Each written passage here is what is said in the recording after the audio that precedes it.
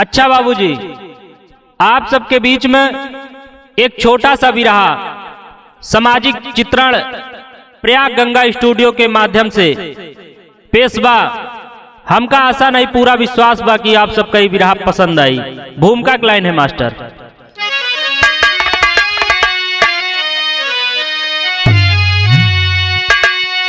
जिंदगी एक ऐसी पहेली बनी, कोई समझा नहीं कोई जाना नहीं।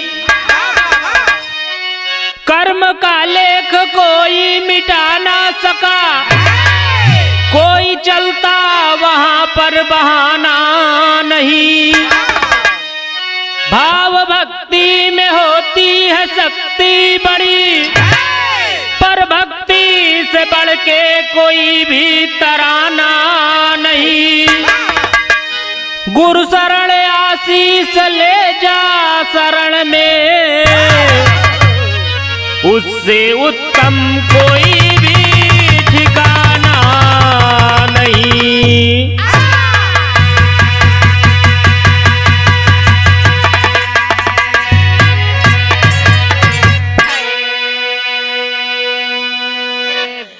बिरहा सुने वाले बड़का भैया, आज जिंदगी इतना आसान नहीं है। बिन भाव भक्ति भजन के बिना जिंदगी अधूरी है। बिरहा में गजल के भाव बा मास्टर।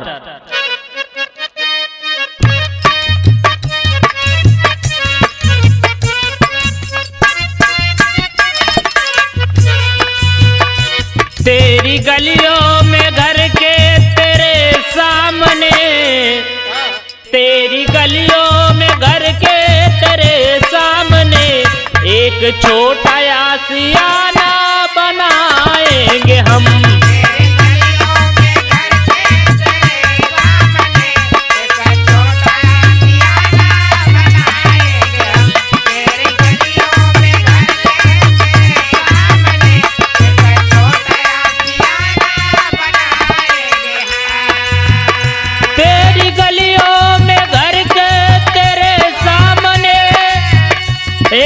छोटा आशियाना बनाएंगे हम।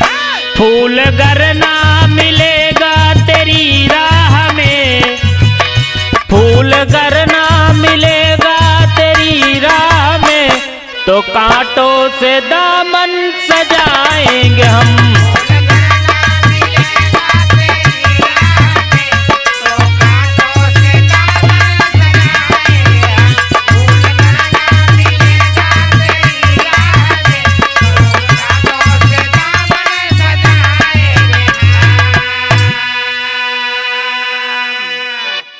लेकिन गजल से बढ़िया हमरे बिरहा में भाव बा। बिन गुरु के, बिन गुरु के, बिन गुरु के ननैया किनारे लगी, चाहे कितनो पुराण पोथी बाचेंगे हम।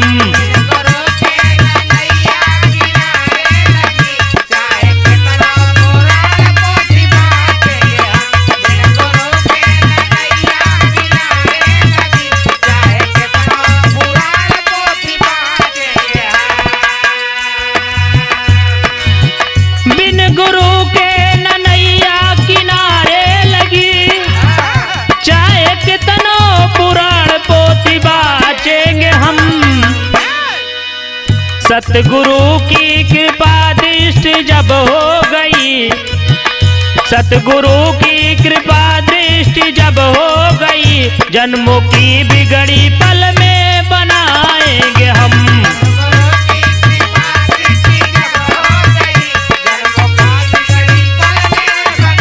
जिया भैया जिया।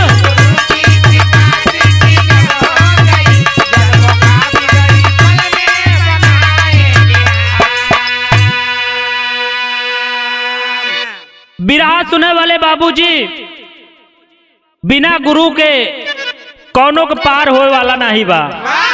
चाहे जितना मंदिर मस्जिद पोथी पत्रा बाँचला, लेकिन बिना सतगुरु के कौनों के पार होए वाला नहीं बा।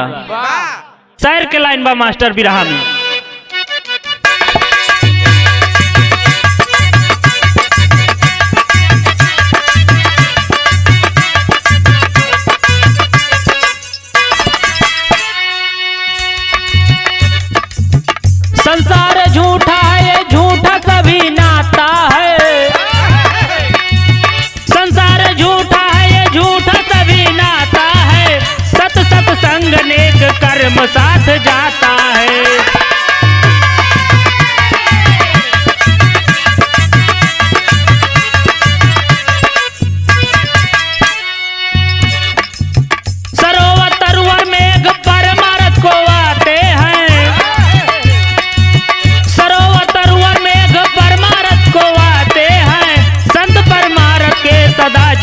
बिताते हैं।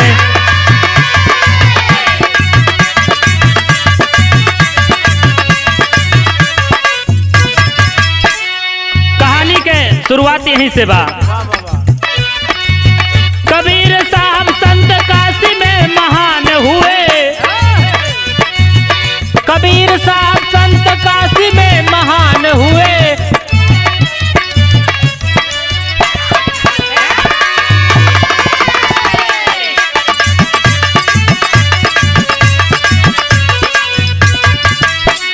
एक गांव में एक बनिया एक किसान रहा।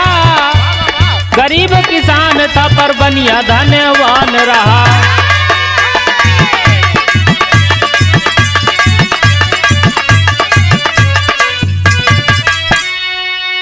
गुरमुख मनमुख दोनों मीत रहे बचपन के।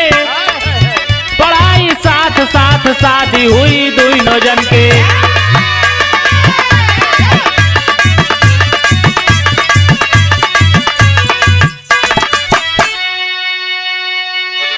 बिरहा सुने वाले बाबूजी, कहानी बनारस काशी नगरी की है, जहां पर संत कबीर दास जी रहते थे। वहीं पर एक गरीब किसान और एक बनिया के बेटवा में बढ़िया दोस्ती रही। दोनों जन आपस में बचपने से साथ रहत रहन।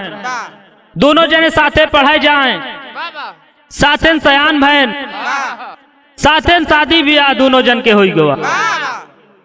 गुरमुख मनमुख दोनों जने के नाम रहा। एक दिन गुरमुख मनमुख से कहा था कि यार शादी ब्याह होईगा, सब कुछ परिवार सही से चलत बा, एक काम करा कि आवा चली तनी के कुछ शिक्षा दीक्षा ले लीन जाए। तब गुरमुख मनमुख सत्संग के लिए तैयार हुए। तैयार होकर के निकल पड़े। रास्ते में एक कस्बा पड़ता है, रास्ते से जा रहे हैं दोनों लोग। उसी रास्ते में एक वेश्या का कोठा पड़ता था। उसी के सामने जब पहुंचे गुरमुख और मनमुख, तो वेश्या बढ़िया एकदम लाली लिपस्टिक लगाए, एकदम सजाए, एकदम कचकचवा रूप बनाए की, एकदम खड़ी मुस्कियात बा। जब वहां पहुंचन तो यहाँ एक लाइन तर्ज बदलत बा बिरहम मास्टर।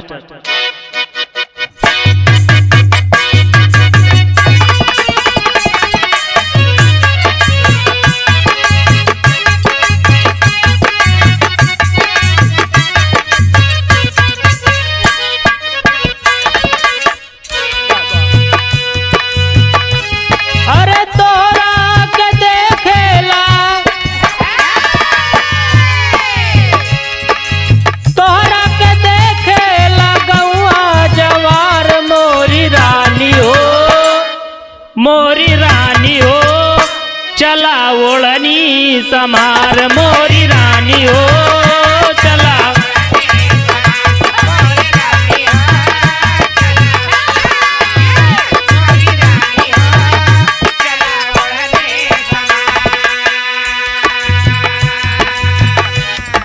लेकिन गीत से बढ़िया हमरे बिरहा में भाव बा। गुरमुख मनमुख दोनों जने जब वेश्या के कोठा के सामने पहुंच गए, तब होत गाबा। हिया लागल हो ई नयनवा के बान,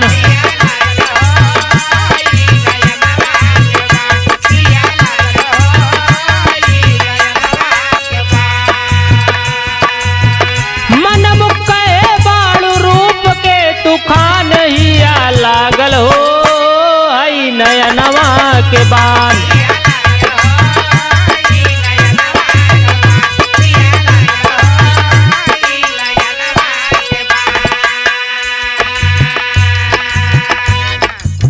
वेश्या का जब मनमुख देखे एकदम देखते पगलाई गया। वेश्या से कहा था कि इतना सुगराई, इतना सुंदर बाटू तू कि अब क्या बताई, एकदम देख के करेजा एकदम गदगद हो गया। आगे का होत बा।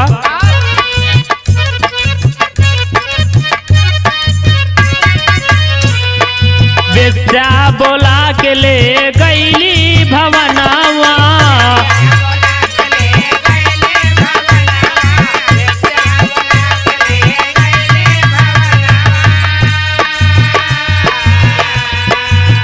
ये हरि मन मुख दाबे गुरु के चरणवा।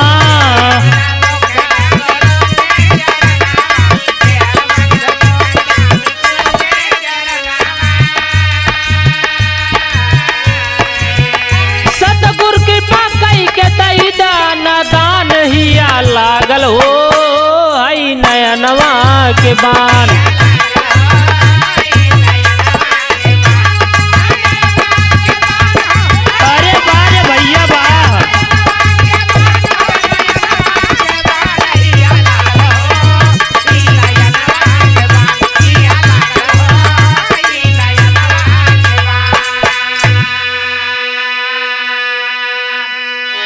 अब हर मनमुख के जब इशारा बेस्या पायस तो आए अपने भवन में बुलाए के लेके गए, और एहर मनमुख के दोस्त गुरमुख उधर गुरु के जाए के चरण दावत हैं। अब यहीं से रास्ता दोनों जन के अलग अलग हो गया। लेकिन बिरहा में एक लाइन और तर्ज बदलत बा मास्टर।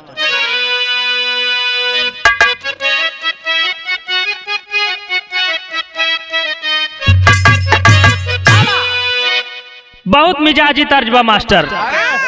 अरे पाकी गईल गेहुआ लटाकी गईल बालिया खनकिर गईली ना हो खनकिर गईली ना, गोरी के खेत खेत चूड़िया खनकिर गईली ना।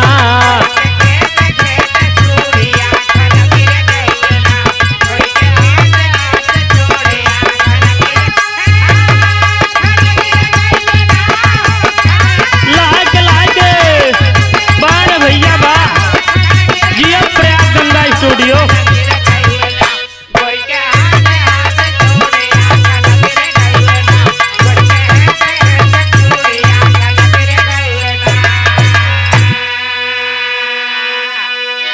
लेकिन बिरहा में हमरे गुरु गुरशरण यादव कितना अच्छा भाव लिखता है।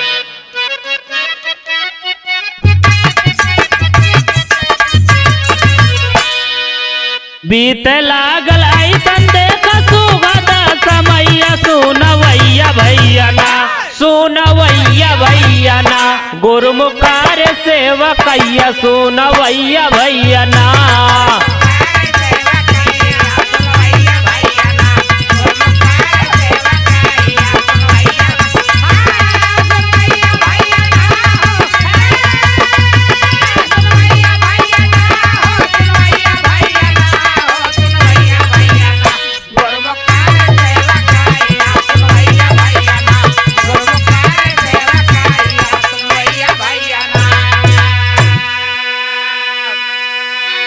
ओहर मनमुख बेस्या के प्यार में पगलान, और यहाँ मनमुख गुरु के सेवा में। अब यही जगह से दोनों दोस्त के रास्ता अलग अलग हो गया। यार सत्संग में गुरुमुख रोज मन लगावे, और वहाँ घर से तो दोनों जने साथे निकले, लेकिन वहाँ वो बेस्या के कोठा पे चला जाए, और इधर गुरु के आश्रम में।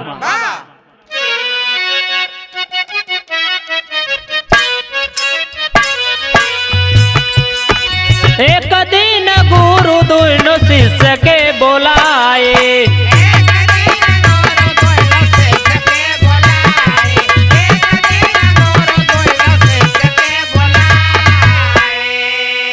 माया के बटेर बना दोनों के थमाए।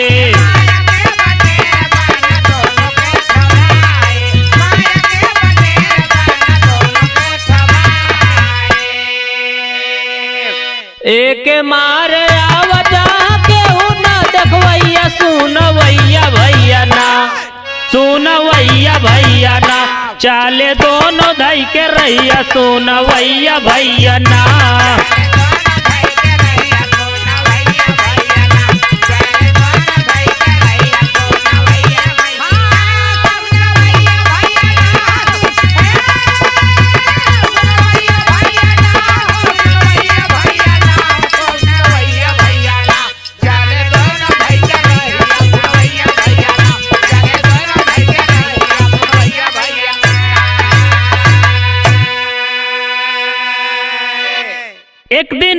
कबीर साहब का सत्संग लगा हुआ है, लेकिन गुरुजी के मन में विचार आया कि आज हम अपने शिष्यों का परीक्षा लें। उसी सत्संग में से एक गुरुमुख को और एक अपने चेला और 2 चेला को बुलाए, दोनों को बुलाए के माया के 2 बटेर बनाए। माया का बटेर बनाई के गुरुजी कहता है कि ई बटेर का ले जा ऐसन जगह मारा जहां एका कोनो देखा ना। दोनों जने का मार के आवा ऐसन जगह मारा कि एका कोनो देखा ना तो का मारत। अब दोनों चेला माया के बटेर लेके चल देहन मारे के लिए, लेकिन यहाँ बिरहा में तर्ज बदलत बा मास्टर।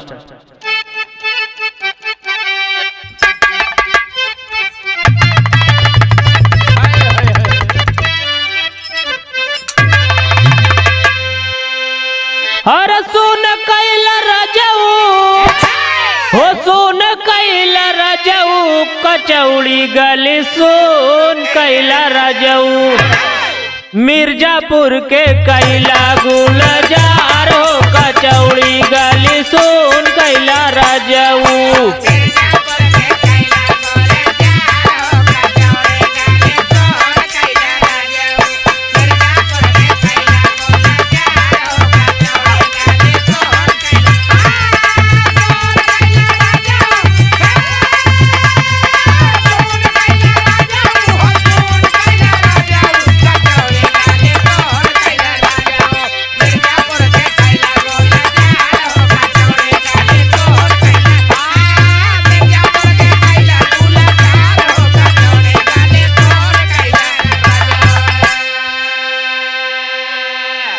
लेकिन हमरे बिरहा में भाव बा कैसे? हर केहू केहू जान सके, केहू केहू जान सके कि केहू केहू जान सके बबुआ। सतगुरु के महिमा महान हो कि केहू केहू जान सके बबुआ।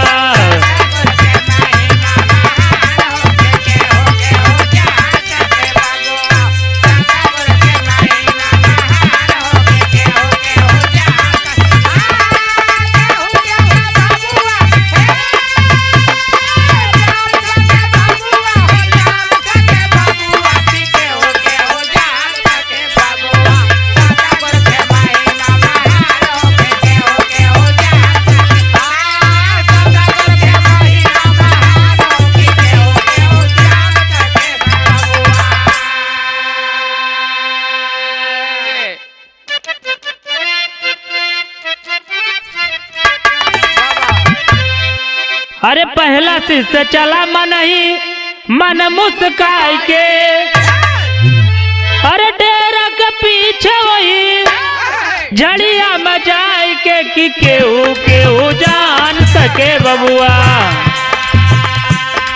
ऐठे मूड़ी अलरैगा परान हो कि केहू केहू जान सके बबुआ।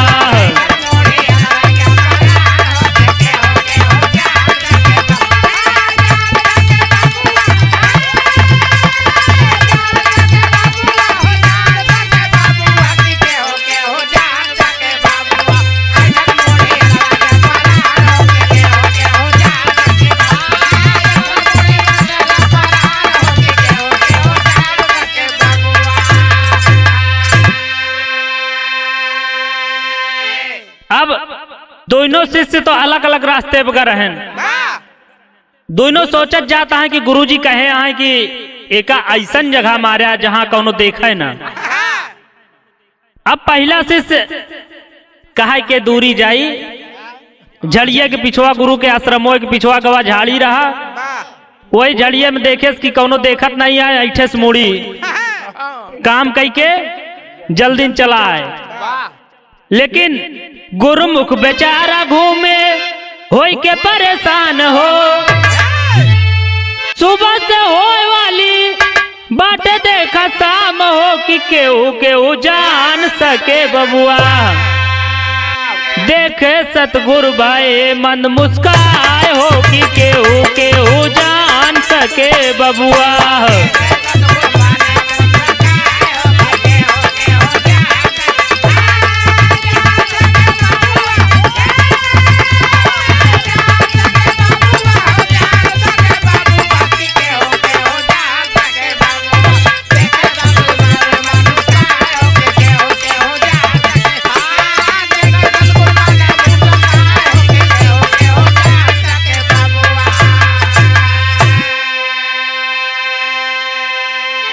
अब पहलका चेला तो तुरंत ही काम कई के गुरु के पास पहुंच गया, लेकिन अब गुरुमुख सोचता है बेचारा सुबह से लेके टहरत शाम हो गया, अब वो जगह नहीं पाता है कि मारिए का कहाँ। लेकिन जब मारे के जगह नहीं पाए तब वो वापस जिंदा लेके आए गुरु के पास। यहाँ बिरहा में टेरी के भाव है मास्टर।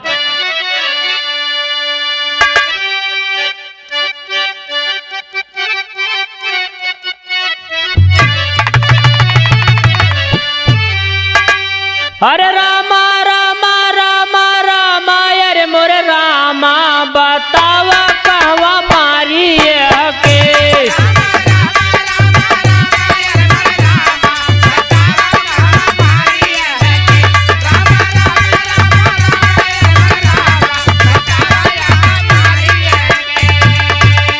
संगा हमरे मन के सतगुरु आप मिटावा बतावा कहवा मारी के।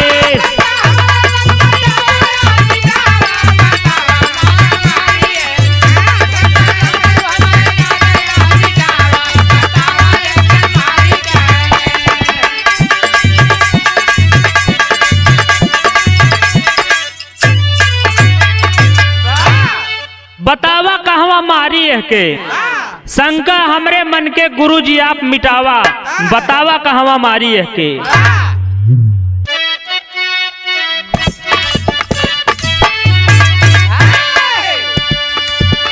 आपकी आज्ञा रही जमारा जान के हूँ देखन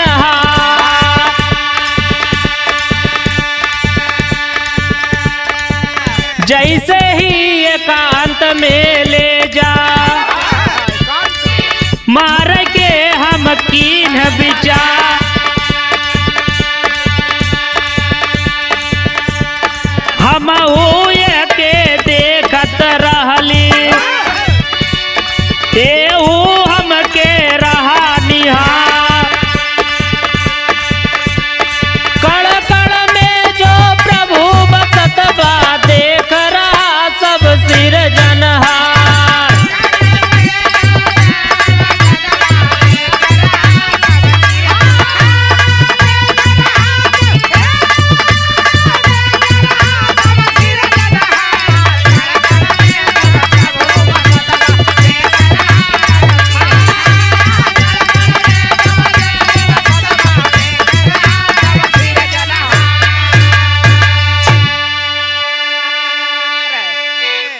अब गुरुजी गुरुमुख का देखें तो पूछे लागेन कि का गुरुमुख ये का बिना हमरे आदेश हमारा आदेश रहा कि एका मार के आओ के बिना मारे न लौटिया है। लेकिन गुरुमुख कहा गुरुजी आपके आदेश रहा कि जहां कौनो न देखा है वहां मारिया। जब हम एकांत में ले जाए के मारे के विचार करे तब हम एका देखत है हमका देखत बा। और गुरुजी एक बात और फंस गए कि आप बताए कि कणकण में ईश्वर बसा था। मान ले वहां कौनो नहीं देखा था लेकिन भगवान तो देखते हैं ना, वो तो हर जगह देखा था है। तब गुरुजी समझ गए। यहाँ एक लाइन तर्ज बदलत बा मास्टर।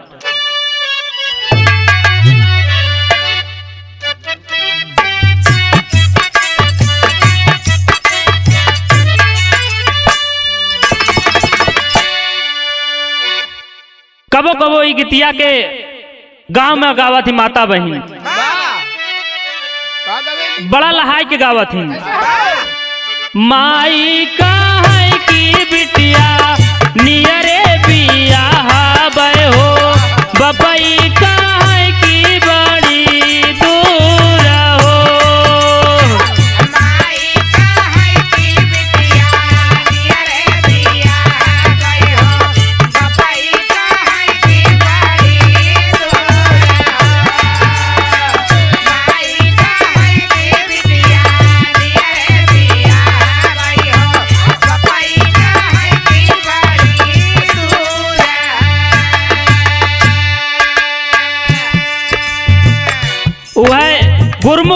सुनेन गुरुजी करत कहाँ हैं।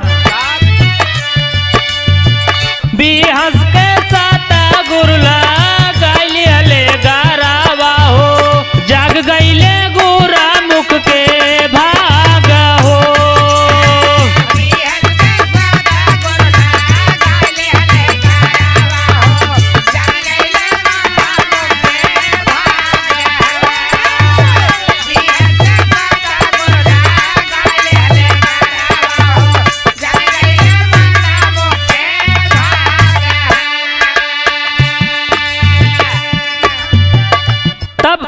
गुरु जी कहत कहा है गुरुमुख से, भक्त वही जो प्रभु के कण कण मा देखे हो, भक्त वही जो कण कण में देखे हो, मान गए असली अनुराग हो।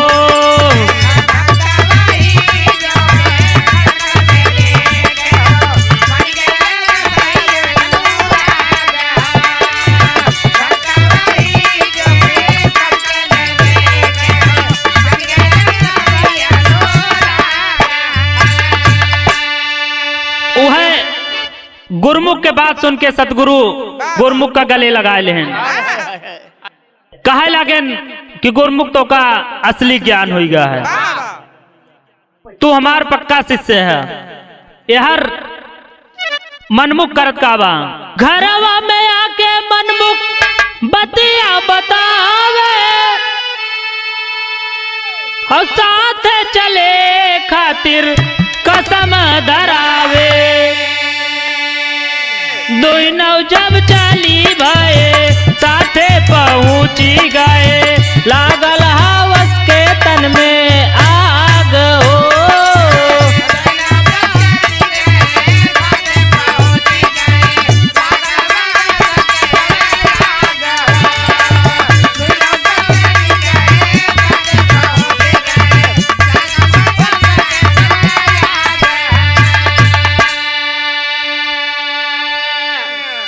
यहर मनमुख जब घर आए तो अपने दोस्त मनमुख कब सारी बात बतावे लाग कि यार कम से कम एक आध दो दिन तो सत्संग के आनंद ले लिया, चल के कुछ ज्ञान ले लिया, बहुत समझाए, कसम क्रिया धराए, लेकिन मनमुख तैयार तो भा, अब तैयार भा साथे चल दे।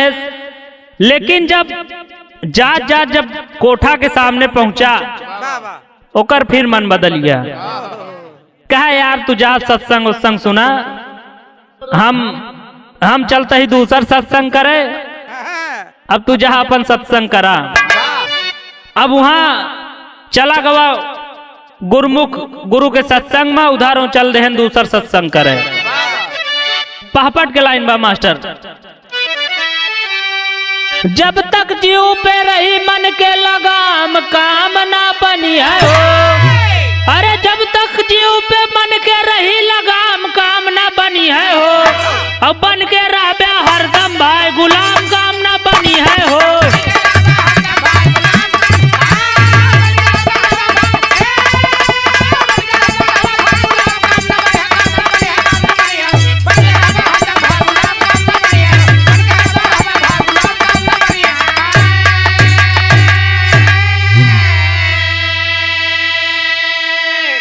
अरे मनमुख रुक गया फिर से, कोठे पर बेसा नहीं रही हो, और सतगुरु के सत्संग सुने के खातिर बेसा गईली हो। मनमुख लौटा ठोकर लगी धड़ाम काम न बनी है हो, मोहर भरल एक मटका भाई देखान काम न बनी है हो। यार जब मनमुख कोठा पे गा बेस्या के, तब वह दिन संजोग बेस्या चली गई सत्संग गुरु के सुने। अब वहां जाके मनमुख बेस्या का जब नहीं पाए, तब वहां से लौटा है। जब लौटे तो कुछ दूर जब चले तो एक ठोकर लगी उनका। जब ठोकर लगी तो देखें लौट के कि का चीज में हम लड़ गए। जब देखें तो एक मटका पूरा मोहर से भरी ओका निकाले। अब हम पूरा मटका मोहर से भरा। लेकिन यहाँ आल्हा के लाइन में कहना है,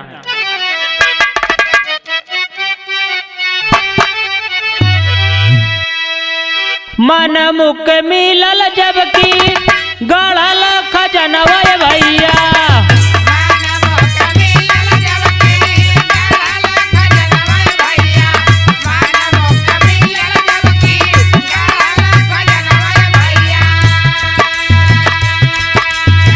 मटकी के खोल के जब देखत बाटे भाई,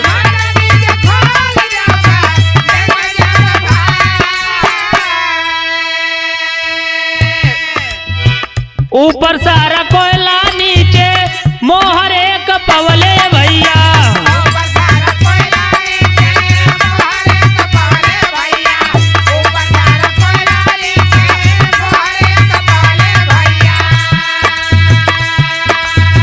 गुरुमुख तब गए ऊ हवा पे आए,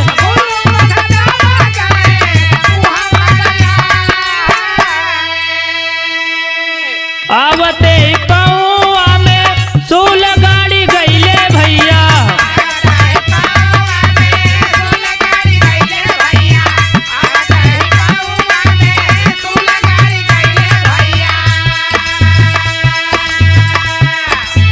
दर्द के मारा ऊ बेचारा छटपटाए,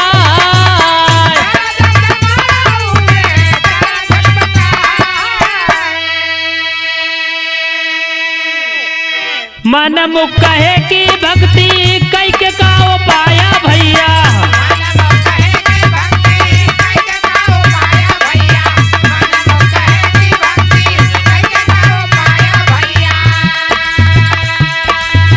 मजा के साथ में मोहरिया गए पाए,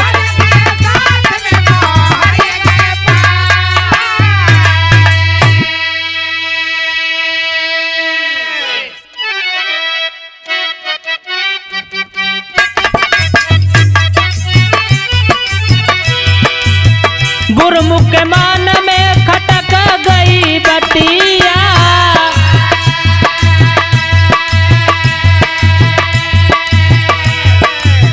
चला गुरुद्वारे अपने साथी के लिवा,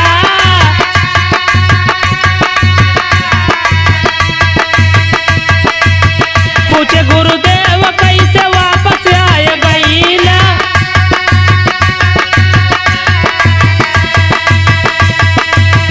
गुरुमुख गुरु जी से राह कुल बता,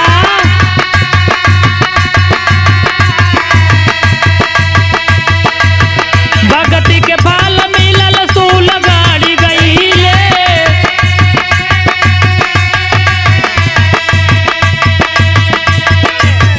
कोटे जाए वाला मीत गया मोहर पार,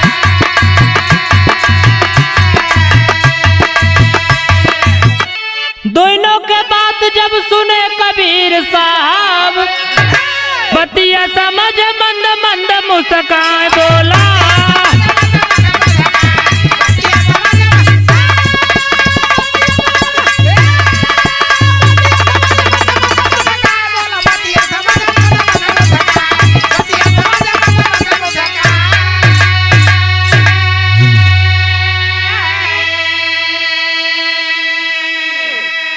यहर मनमुख जब बेस्या के कोठा से वापस लौटा रहा, वो तो मोहर पाएगा, यहर गुरु के सेवा हुआ कई के भक्ति उक्ति लई के गुरमुख लौटा है, अब उहर वो मोहर पाएगा, विधर उनके सूल गड़ गया।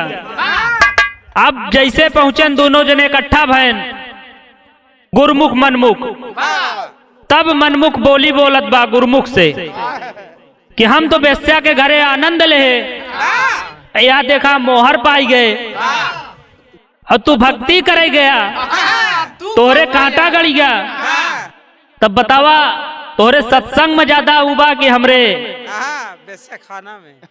तब फायदा वाली बात बताओ। गुरुमुख के बात खटक गए। अब वो अपने साथी के लिए आए के गुरुजी के पास गए। गुरुजी के पास जाए के गुरुजी से कहा था। गुरुजी जब चेला के देखें तो पूछे लगे कि गुरुमुख फिर से काहे तू आ गया। तब गुरुमुख गुरुजी से बतावत बा कि गुरुजी ये बतावत है कि हम विद्यालय में रोज जात रहे और हम मोहर पाए और तू गुरु के सत्संग में जात रहा तोरे कांटा गड़ी गया। एक ही राज बतावा। तब गुरुजी बतावत है, खड़ी के भाव में कहना है।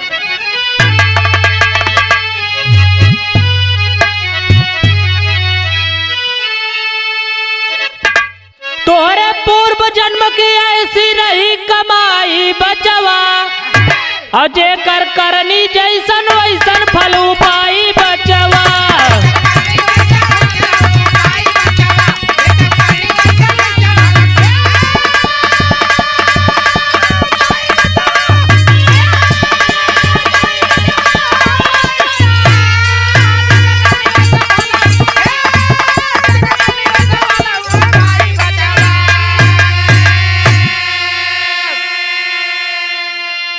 पूर्व जन्म के फल से मिलता है खजाना, लेकिन एक मोहर कोयला बने ले रोजाना। मिलल मोहर एक दिन न भइल मिलाई बचवा, अजय कर करनी जैसन वैसन फल पाई बचवा।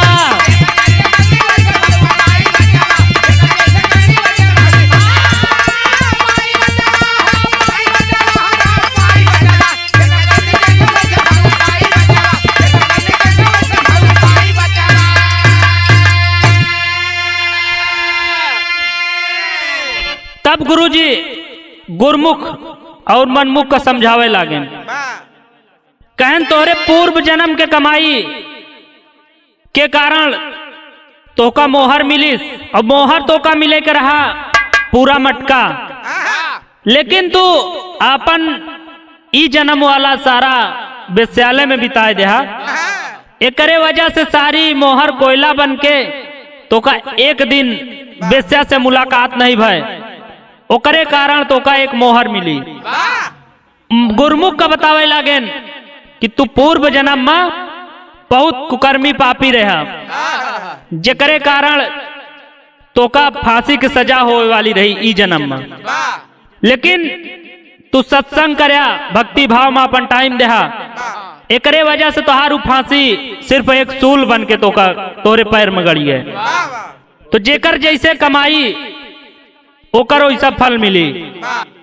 बिरहा के आखिरी में कहना है, साधु बदल दास जगजीवन माया राम फुलवारी।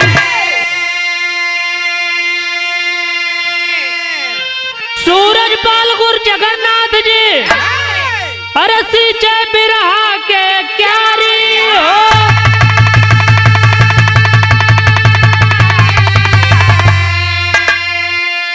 बतावा कहवा मारी के आशीष गुरु शरण के भक्ति